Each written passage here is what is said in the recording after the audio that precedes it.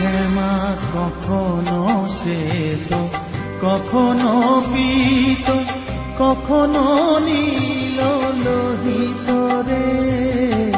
কখনো শ্বেত, কখনো পীত, কখনো নীল লোহিত রে।